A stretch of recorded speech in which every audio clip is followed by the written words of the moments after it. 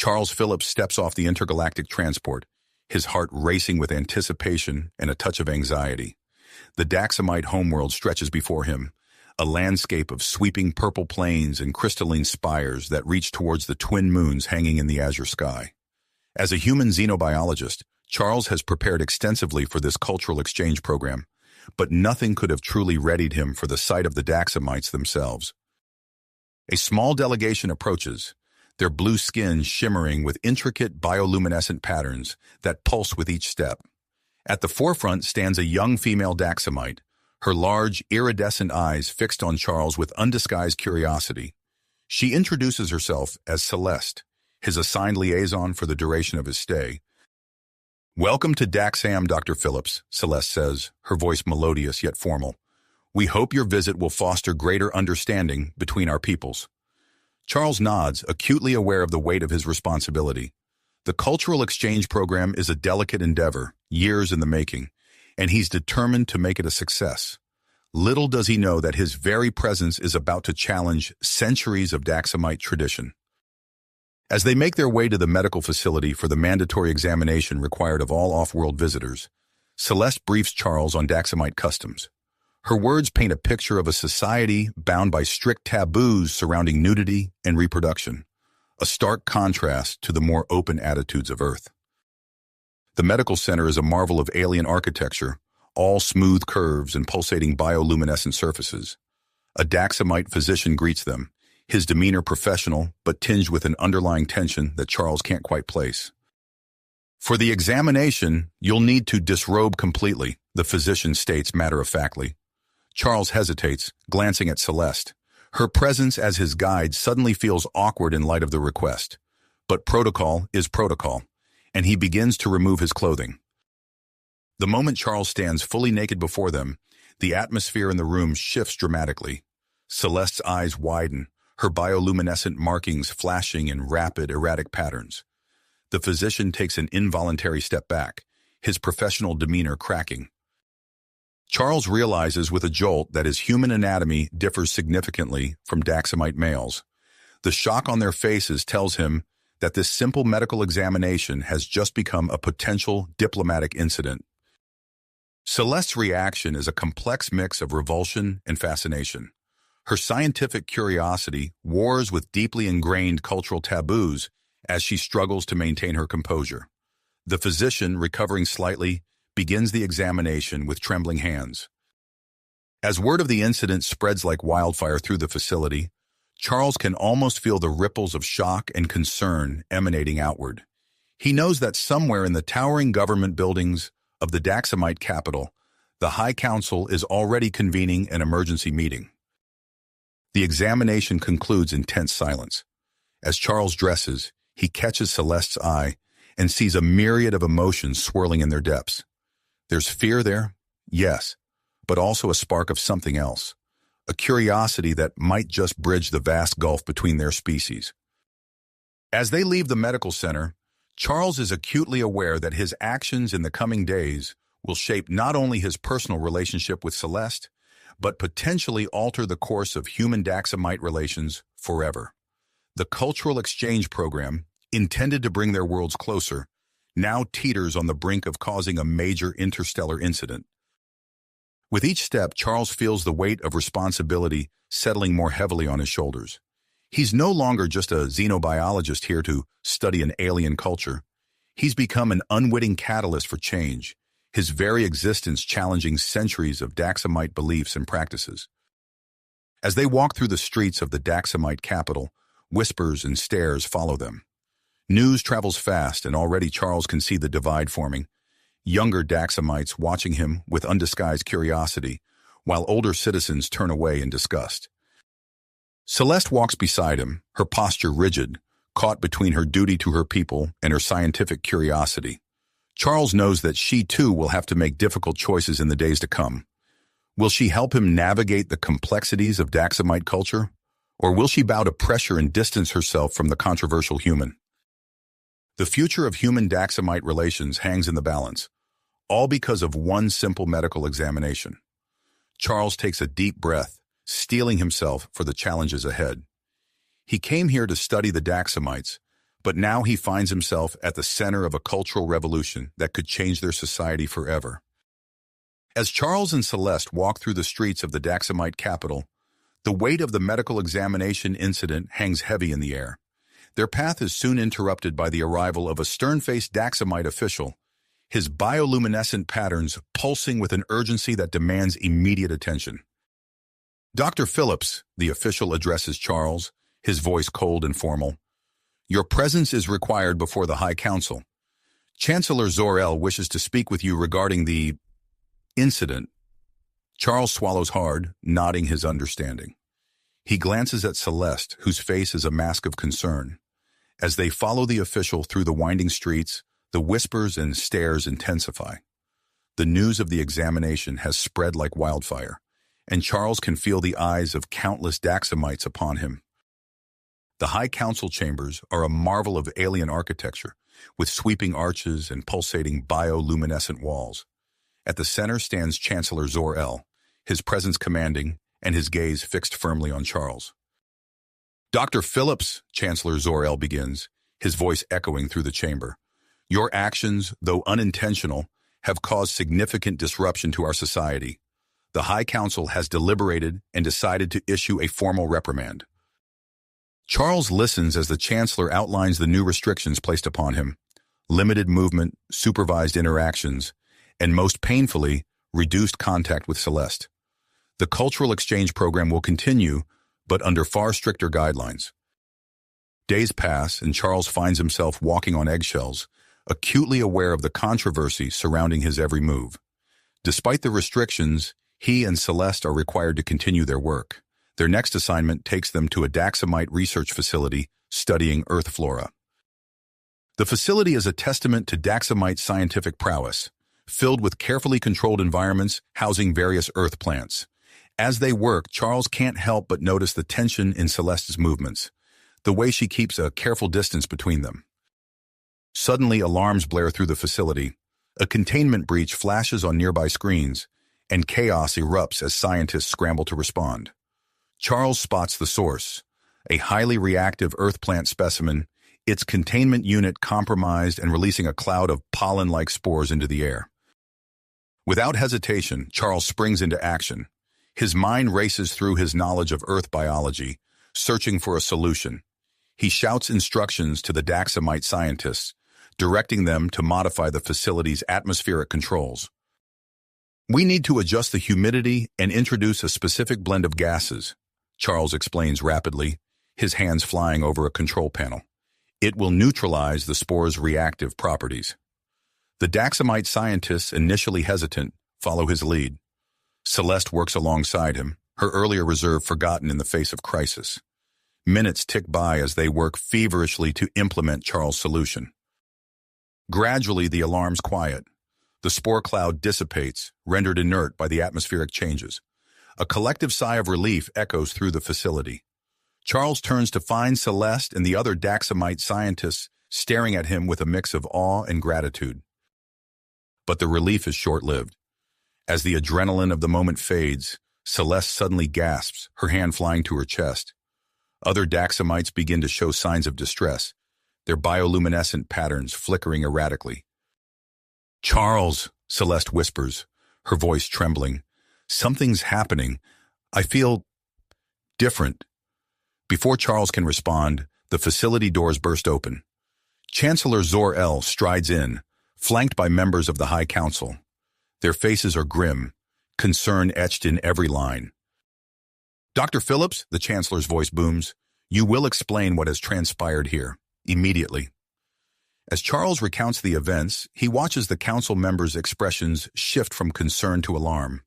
The spores, while neutralized, have had an unexpected effect on Daxamite physiology. Reports flood in of affected Daxamites experiencing heightened sensory perception and increased physical awareness, particularly in areas previously considered taboo. The council erupts into heated debate. Some call for Charles's immediate expulsion from the planet, while others argue for caution, recognizing the potential value of his knowledge in addressing this new crisis. Chancellor Zor-El raises a hand, silencing the chamber. "Dr. Phillips," he says, his voice heavy with the weight of decision, Your actions today have both saved lives and created a new challenge for our people. The Council will convene to discuss our next steps. Until then, you will work with our scientists to understand and mitigate these effects. As the Council members file out, Charles finds himself at the center of a maelstrom of activity. Daxamite scientists bustle around him, peppered with questions and demands for assistance. Through it all, his gaze keeps returning to Celeste, who stands apart, her expression a mix of confusion and something else, a new awareness that seems to both frighten and intrigue her. The cultural exchange program, intended to bridge the gap between their species, has become a catalyst for change far beyond anything Charles could have imagined. As he prepares to dive into this new challenge, he realizes that his every action from this point forward will shape not just his own fate, but potentially the future of an entire civilization. Planet's relationship with Earth for generations to come. As Charles and Celeste continue their work in the research facility, the atmosphere grows increasingly tense. The effects of the spore incident ripple through Daxamite society, causing unprecedented changes. Reports flood in of affected Daxamites experiencing heightened sensations and a newfound awareness of their bodies, challenging centuries of ingrained cultural taboos. Chancellor Zor-El, under mounting pressure from all sides, makes a drastic decision. "Attention, citizens of Daxam," his voice booms through the planet-wide communication system. In light of recent events, a planet-wide quarantine is now in effect. All individuals affected by the spore incident are to remain isolated until further notice. The announcement sends shockwaves through the population. Charles watches from a window as security forces mobilize, herding affected Daxamites into designated quarantine zones. He turns to find Celeste, her face a mask of confusion and fear.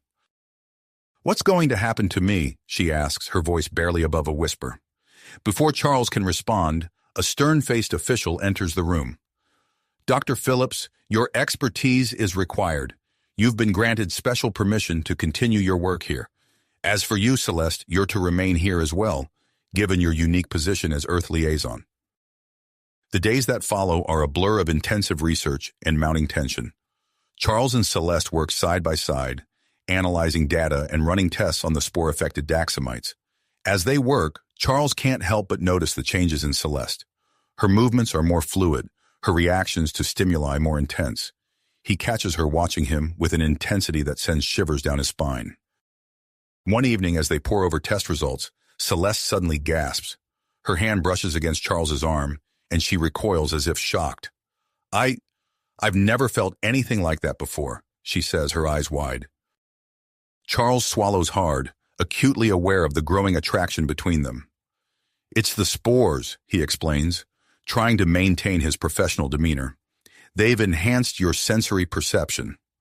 Their eyes lock, and for a moment, the air between them crackles with unspoken tension. Celeste leans in closer, her breath warm on Charles' cheek. "Is this what it's always like for humans?" she whispers. A commotion outside breaks the moment. They rush to the window to see a large crowd gathering in the streets, carrying signs and chanting slogans. At the forefront stands a young woman who bears a striking resemblance to Chancellor Zor-El. "That's Kara Zor-El," Celeste explains.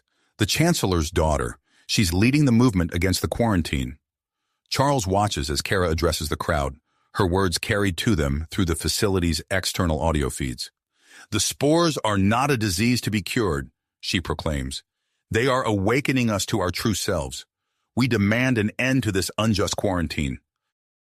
The crowd roars its approval, but their cheers are soon drowned out by the sound of approaching security forces.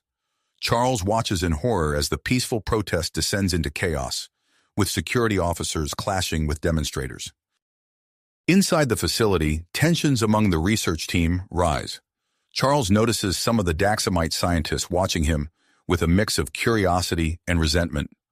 Whispers follow him through the corridors, and he catches fragments of heated debates about the role of Earth influence in their current crisis. Late one night, as Charles works alone in the lab, he makes a startling discovery. The data reveals that the spores haven't introduced anything new to Daxamite physiology. They've simply activated dormant genes. Excited by the implications, He rushes to share his findings with Celeste. He finds her in her quarters, her bioluminescent patterns pulsing erratically. As he explains his discovery, her eyes widen with understanding. "You mean, this is how we're supposed to be?" she asks, her voice trembling. Charles nods, his heart racing. "It seems that your people's sexual repression may have been artificially induced, possibly as a form of population control." The weight of this revelation hangs heavy between them. Celeste steps closer, her eyes locked on Charles's. "Show me," she whispers. In that moment, all the tension that has been building between them finally breaks. Their lips meet in a passionate kiss, hands exploring newly awakened sensations. As they give in to their mutual attraction, neither notices the small red light of the security camera blinking in the corner of the room. Unbeknownst to Charles and Celeste, their intimate moment is being broadcast to a select group of high-ranking officials.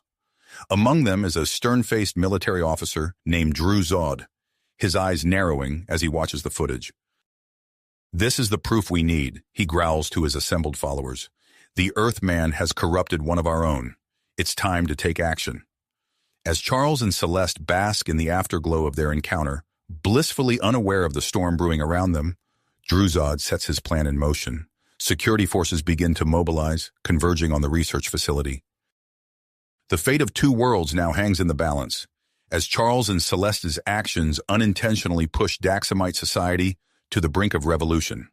With forces both for and against change racing towards a collision course, the consequences of one simple cultural misunderstanding are about to explode into an interstellar crisis. The intimate moment between Charles and Celeste is suddenly shattered by the blaring of alarms throughout the facility. They spring apart, exchanging worried glances as the sound of chaos erupts outside their room. "What's happening?" Celeste asks, her bioluminescent patterns flickering with anxiety.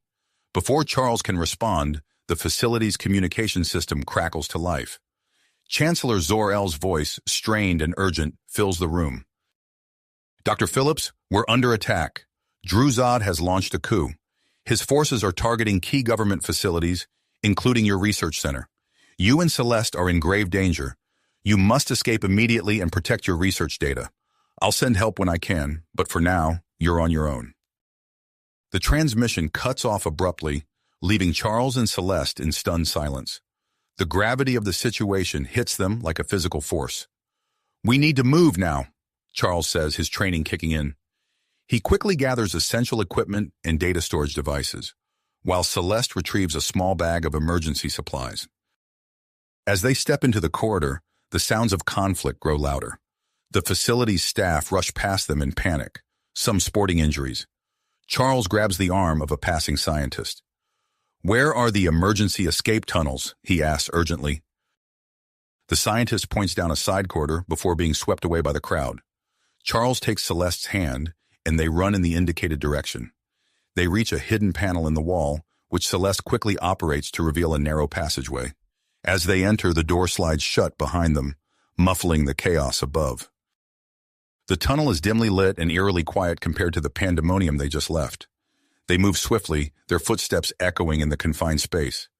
Celeste leads the way, her natural bioluminescence providing additional light.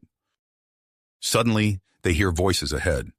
Charles pulls Celeste into a small alcove, pressing their bodies close together as a group of armed soldiers passes by. "Zod's men," Celeste whispers, her breath warm against Charles' ear. They wait until the sound of footsteps fades before continuing. As they navigate the labyrinthine tunnels, they encounter more of Zod's forces. Each time, they're forced to use a combination of stealth, quick thinking, and Charles's combat skills to evade capture. During one close call, Charles uses a makeshift smoke bomb from their equipment to disorient a group of soldiers.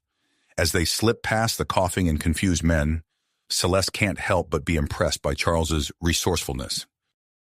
After what feels like hours of tense navigation, they finally emerge from the tunnels on the outskirts of the capital city. The scene that greets them is one of utter chaos. The sky is filled with military aircraft engaged in dogfights, while explosions and weapons fire echo through the streets. "We need to get off planet," Charles says, scanning the horizon. "Is there anywhere we can find a ship?" Celeste's eyes light up. The experimental shipyard. It's not far from here, and it houses some of our fastest spacecraft. They make their way through the war-torn city, ducking behind buildings and debris to avoid detection. The streets are a battleground, with Zod's forces clashing against what appears to be a mix of government loyalists and civilian rebels. As they approach the shipyard, they see a group of civilians led by a familiar face. Kara Zor-El. She's rallying her followers, urging them to fight against Zod's oppression and spread the truth about the spore effects. This isn't just about politics anymore, Kara shouts to the crowd. This is about our very nature as Daxamites. We have a right to know the truth about our own biology. Charles and Celeste exchange a meaningful look, realizing the far-reaching implications of their research. But they can't stop now. Their priority is to secure their data and get to safety. They slip into the shipyard unnoticed amidst the chaos. Celeste quickly identifies a suitable vessel, a sleek, fast ship designed for long-range exploration. As they prepare for takeoff, a voice rings out behind them. "Stop right there!" They turn to see a squad of elite soldiers led by a stern-faced woman.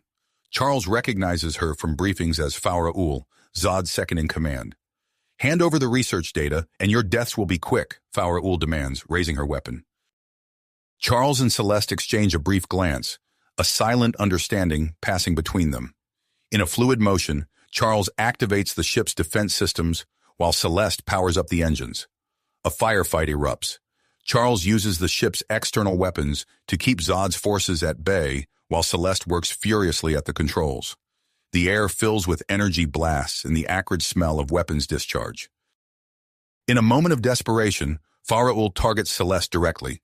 Charles sees the danger and throws himself in front of her, catching a glancing blow from the energy weapon. He grunts in pain but manages to return fire, forcing Faura-Ul to take cover. "Charles!" Celeste cries, her face etched with concern. "I'm fine," he grits out, clutching his side. "Get us out of here!" With a roar of engines, the ship lifts off. Celeste's hands fly over the controls, her enhanced reflexes allowing her to pilot with unprecedented skill. They burst through the atmosphere, pursued by Zod's fighters. As they enter the inky blackness of space, Celeste executes a series of complex maneuvers, losing their pursuers in an asteroid field. Finally, they're able to catch their breath. Celeste sets the ship on a course for the nearest human outpost before turning her attention to Charles's injury. As she tends to him, their eyes meet, and the full weight of what they've been through and what lies ahead settles upon them. "What now?" Celeste asks softly, her hand lingering on Charles' arm. Charles takes a deep breath, wincing slightly at the pain in his side. "Now we contact Earth and your loyalist forces. We need to let them know what's happening on Daxam." As Celeste nods and moves to the communication array, Charles can't help but feel that this is just the beginning of a much larger adventure. The fate of two worlds now rests in their hands, and the bond between them, once a simple cultural exchange, has become something far more profound. Complex. The fate of two worlds now rests in their hands, and the bond between them, once a simple cultural exchange, has become something far more profound. As they speed through the vast expanse of space, their moment of respite is short-lived. A blaring alarm cuts through the quiet hum of the ship's engines, signaling an approaching vessel. Charles rushes to the cockpit, his injury forgotten in the surge of adrenaline. "It's an Earth Alliance cruiser," he announces, studying the readout. "EAS Horizon." Celeste's bioluminescent patterns pulse with worry. "What do we do?"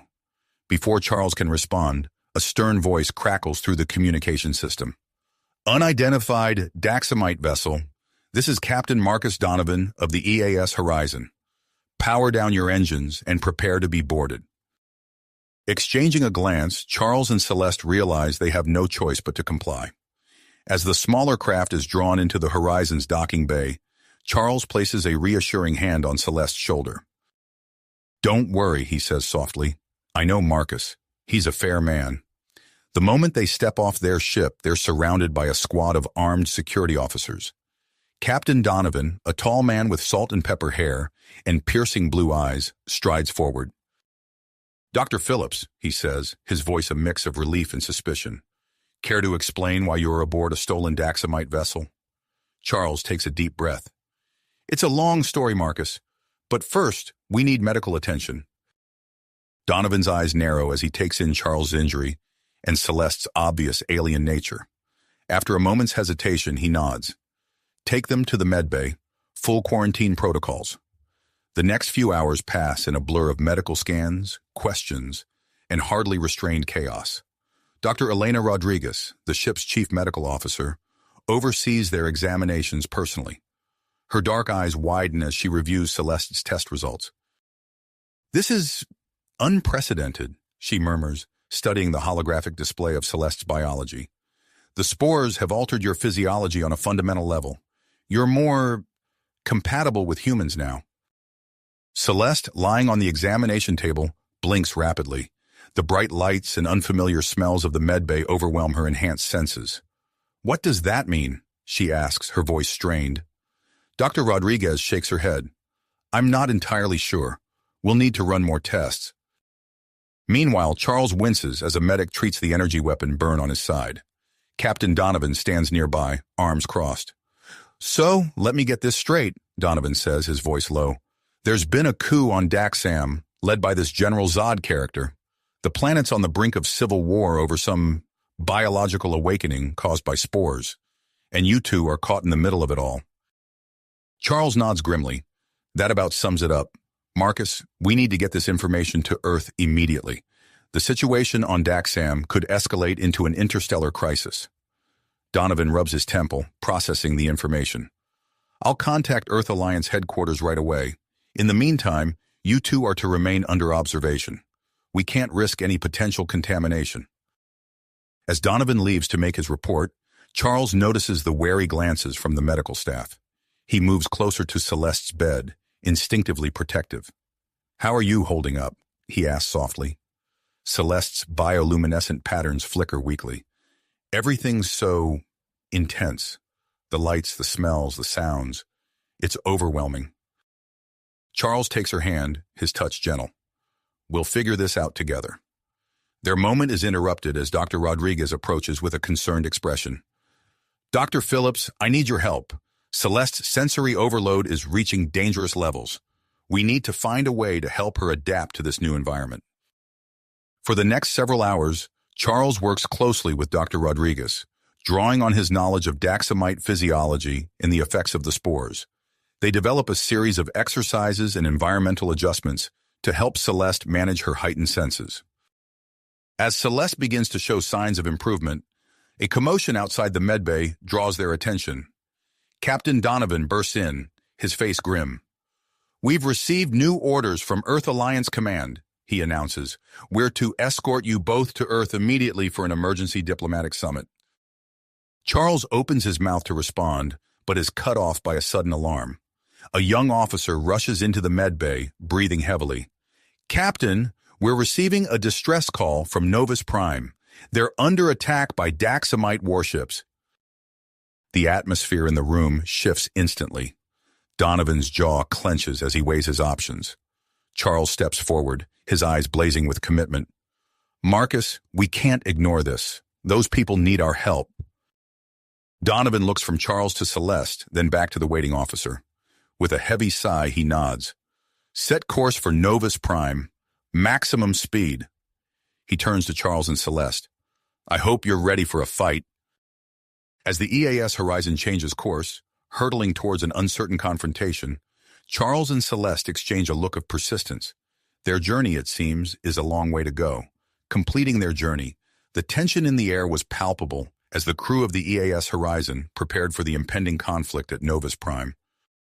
As they dropped out of hyperspace, the scene that greeted them was one of chaos. Daxamite warships swarmed around the colony, their energy weapons lighting up the void of space. The colonists' defensive platforms were barely holding against the onslaught. Captain Donovan's voice rang out over the ship's intercom. All hands, battle stations, weapons hot, shields at maximum. Charles and Celeste rushed to the bridge, their earlier weariness forgotten in the face of the emergency. As they entered, Donovan turned to them, his face grim. Dr. Phillips, I could use your insight on Daxamite tactics, he said, gesturing to the tactical display. Charles studied the holographic representation of the battle, his mind racing. Their ships are faster and more maneuverable than ours, but their shields have a weakness.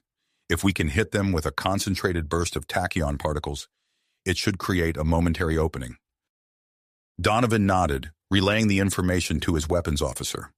The Horizon surged forward, its powerful engines propelling it into the fray. Celeste's enhanced senses allowed her to perceive the battle with startling clarity. There, she pointed, her bioluminescence pulsing with excitement. Their flagship. If we can take it out, it might throw their forces into disarray. The next few minutes were a blur of frantic activity. The Horizon weaved through the battle, its weapons blazing.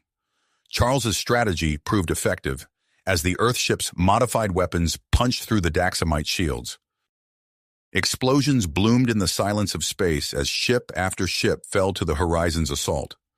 The colony's defenders, emboldened by the arrival of reinforcements, pushed back against their attackers with renewed vigor. In a daring maneuver, Captain Donovan brought the Horizon alongside the Daxamite flagship. A well-placed shot from their main cannon tore through the enemy vessel's command center, leaving it dead in space. As quickly as it had begun, the battle was over. The remaining Daxamite ships, their coordination shattered, turned tail and fled. The bridge erupted in cheers, but Charles and Celeste exchanged a worried look. This victory, while crucial, was just one small part of a much larger conflict. Captain Donovan approached them, his uniform singed and his face streaked with sweat. "We did it," he said, his voice hoarse. "But now we have a decision to make." He led them to his ready room, where a priority message from Earth Alliance Command was waiting. As they reviewed the orders, Charles felt a growing sense of unease. "They want us to return to Earth for a diplomatic summit," Donovan explained, his tone conflicted. "But after what we've seen here, I'm not sure that's the right call." Charles looked at Celeste, seeing his own thoughts reflected in her luminous eyes. "Marcus," he said, turning back to the captain, "I think we need to go to Daxam."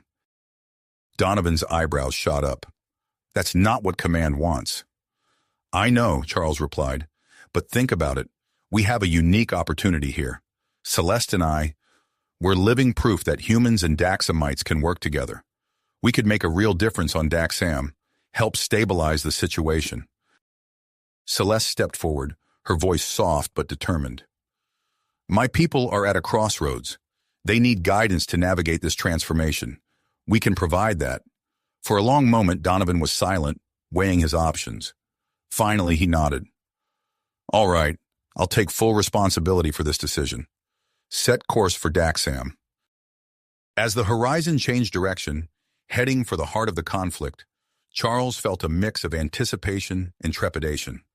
They were about to dive headfirst into a volatile situation, one that could reshape the future of two worlds. The journey to Daxam was tense, filled with preparation and strategy sessions.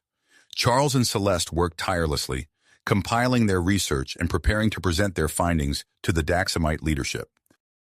As they approached the planet, they encountered a blockade of loyalist ships. Tense negotiations ensued, with Charles and Celeste serving as mediators between Captain Donovan and the Daxamite commander, Chancellor Zor-El. "We come in peace," Charles assured the Chancellor, his voice steady despite the gravity of the situation. "We have vital information that could help stabilize your world." After what felt like an eternity, Chancellor Zor-El's face appeared on the monitor. "Very well, Earth vessel. You have permission to land, but be warned. Any hostile action will be met with immediate force." As the Horizon descended through Daxam's atmosphere, Charles and Celeste stood side by side, watching their approach through the viewports. The planet's surface was scarred by recent conflicts, but its beauty still shone through. "Are you ready for this?" Charles asked softly, taking Celeste's hand. She squeezed his fingers, her bioluminescence pulsing with purpose. "Together, we can make a difference." The ship touched down in a heavily guarded spaceport. As the ramp lowered, Charles and Celeste stepped out into the harsh Daxamite sunlight, ready to face whatever challenges lay ahead. The fate of two worlds rested on their shoulders, and they were determined to see it through. As the Horizon touched down on Daxamite soil, Charles and Celeste exchanged a determined look before descending the ramp. The harsh sunlight momentarily blinded them, but as their eyes adjusted, they saw a contingent of Daxamite officials waiting to greet them. Chancellor Zor-El stepped forward, his expression a mix of caution and hope.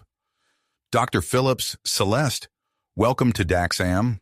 I trust your journey was uneventful?" Charles nodded, acutely aware of the tension in the air. "Thank you, Chancellor. We appreciate your willingness to hear us out." Over the next few weeks, Charles and Celeste worked tirelessly to present their findings to the Daxamite leadership. They explained the nature of the spore-induced changes and proposed strategies for integrating these new biological realities into Daxamite society. Their efforts bore fruit. The Revolutionary Council, now led by Zor-El, began implementing sweeping reforms. Charles watched with a mix of pride and trepidation as Daxamite society began its rapid transformation. One afternoon, as Charles and Celeste were reviewing data in their makeshift lab, an explosion rocked the building. Alarms blared as smoke filled the corridors. "What's happening?"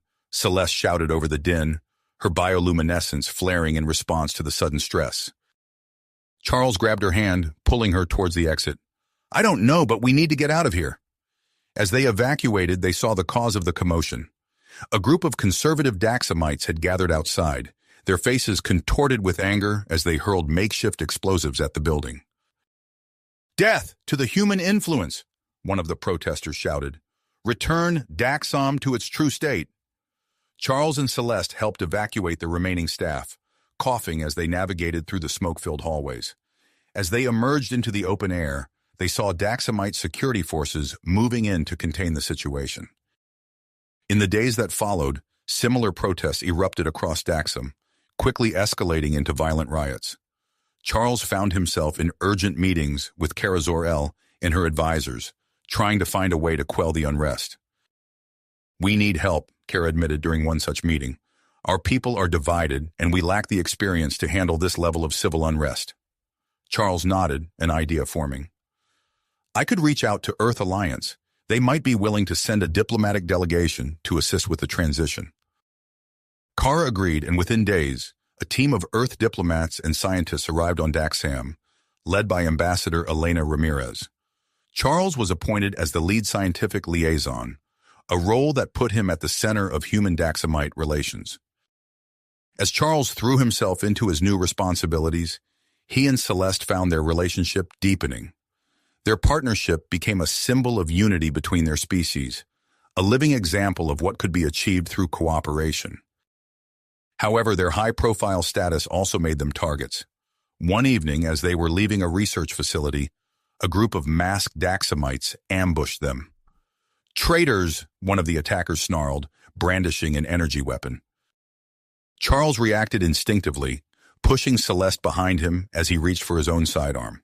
The ensuing firefight was brief but intense. When it was over, their attackers lay unconscious, and Charles and Celeste emerged shaken but unharmed. As Daxamite security forces arrived to apprehend the assailants, Charles turned to Celeste, his heart pounding. "Are you okay?" She nodded, her bioluminescence pulsing rapidly. "I'm fine. But Charles, this can't continue. We need to find a way to bridge the divide between the factions." Charles agreed, his mind already racing with potential solutions. Little did he know that the attack was just the beginning of a series of events that would test their persistence and push the limits of human Daxamite cooperation to the breaking point.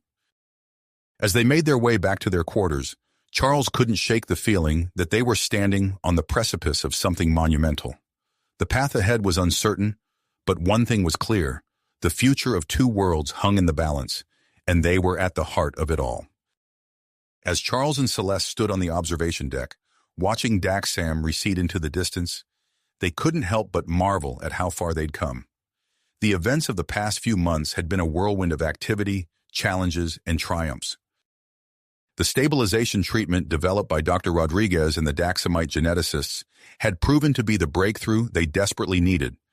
It allowed Daxamites to embrace their new physiology while maintaining a sense of control over their enhanced abilities. The implementation of the treatment across Daxam marked the beginning of a new era in human Daxamite relations. Charles turned to Celeste, her bioluminescence pulsing gently in the dim light of the observation deck. "Remember when we first met? I never imagined we'd end up here. Celeste smiled, her eyes reflecting the starlight. It seems like a lifetime ago. We've come so far. Their reflections were interrupted by a call from the bridge. Dr. Phillips, Celeste, we're approaching our first stop on the tour. Captain Donovan's voice crackled over the intercom. The planet-wide tour to promote understanding and acceptance had been Kara Zor-El's idea. As the faces of human Daxamite cooperation, Charles and Celeste were the perfect ambassadors for this new era. Their first stop was a small village in Daxam's northern hemisphere. As they stepped off the shuttle, they were greeted by a crowd of curious Daxamites, their eyes wide with a mix of excitement and apprehension. Charles addressed the gathering, his voice clear and confident. People of Daxam, we come to you not as outsiders, but as partners in a shared future. The changes you've experienced are not a curse, but an opportunity for growth and understanding. Celeste stepped forward, her bioluminescence brightening. I stand before you as living proof that our two species can not only coexist but thrive together. Let us show you how we can embrace these changes and use them to build a better world. Over the next few weeks, Charles and Celeste traveled across Daxam, from bustling cities to remote outposts. At each stop, they shared their experiences and demonstrated the benefits of the new Daxamite biology. In a sprawling metropolis, Charles participated in a traditional Daxamite ceremony, now infused with elements of their new sensory capabilities. He stood in the center of a circular platform, surrounded by Daxamite elders. As they chanted, the air around them began to shimmer with bioluminescent patterns, creating a mesmerizing display that seemed to bridge the gap between old traditions and new abilities. Meanwhile, Celeste showcased how she had integrated human customs into her life. In a small coastal town, she taught a group of young Daxamites the art of earth-style meditation, helping them find balance and control over their enhanced senses. Their journey wasn't without challenges. In a conservative stronghold in the southern hemisphere, they faced their greatest test yet. As Charles and Celeste prepared to give their presentation in the town square, a group of hardline traditionalists made their move. "Death to the human influence!" a voice shouted from the crowd. Suddenly, chaos erupted as the saboteurs rushed the stage. Charles reacted instantly, his combat training kicking in. He disarmed the first attacker with a swift move, sending the makeshift weapon clattering to the ground. "Celeste, protect the civilians!" he shouted. Celeste nodded, her body glowing brightly as she extended her enhanced abilities. She created a protective barrier around the gathered crowd, shielding them from the flying debris and energy discharges. Working in perfect tandem, Charles and Celeste neutralized the threat. Charles used his hand-to-hand combat skills to subdue the attackers, while Celeste used her Daxamite strength and agility to corral the remaining saboteurs. As the dust settled, the crowd stood in awe. The sight of a human and a Daxamite working together so seamlessly to protect others had a profound impact. Murmurs of appreciation rippled through the gathering, and even some of the more skeptical onlookers nodded in grudging respect. The incident, broadcast live across the planet, became a defining moment in Daxamite history. In the days that followed, Charles and Celeste received messages of support from all corners of Daxam. Even some of the most staunch conservatives began to reconsider their positions. Inspired by this event, Kara Zor-El's government proposed a bold new initiative, the establishment of a joint human Daxamite space exploration program. Charles and Celeste were invited to lead the first mission, which aimed to explore uncharted regions of the galaxy, combining the strengths of both species. As preparations for the mission got underway, Charles and Celeste took a moment to reflect on their journey. They visited the medical facility where they first met, now transformed into a museum celebrating the beginning of human Daxamite cooperation. Standing in the very room where Charles had first revealed his anatomy to a shocked Celeste, they couldn't help but laugh at the memory. "You were so scandalized," Charles teased, nudging Celeste gently. She rolled her eyes, her skin flickering with amusement. "Well, you have to admit it was quite a shock at the time. But look at us now." On the eve of their departure, a grand ceremony was held in the capital city. Chancellor Zor-El and Earth Alliance President Olivia Chen jointly officiated a ritual that formally recognized Charles and Celeste's union, blending traditions from both cultures. As they stood before the gathered dignitaries from Earth and Daxam, Charles and Celeste exchanged vows that spoke not just of their love for each other, but of their commitment to bridging the gap between their two worlds. The launch day arrived with much fanfare. The sleek lines of the Unity, their new ship, gleamed in the Daxamite sunlight. As Charles and Celeste prepared to board, they paused to address the cheering crowd. "Today we embark on a new adventure," Charles began, his voice carrying across the spaceport. "But this journey is about more than just exploring new worlds. It's about proving that together, humans and Daxamites can achieve greatness." Celeste stepped forward, her bioluminescence pulsing with excitement. "We carry with us the hopes and dreams of two worlds, and we promise to honor that trust, to explore not just the vastness of space, but the depths of understanding between our peoples." With a final wave to the spectators, Charles and Celeste entered the Unity hand in hand. As the ship's engines roared to life, they made their way to the bridge, ready to face whatever challenges lay ahead in the cosmic frontier. If you finished this story, please subscribe and like the video. Then leave a comment that says, "I liked the story," and I will heart every single one of them. It really helps me. Thank you for your time.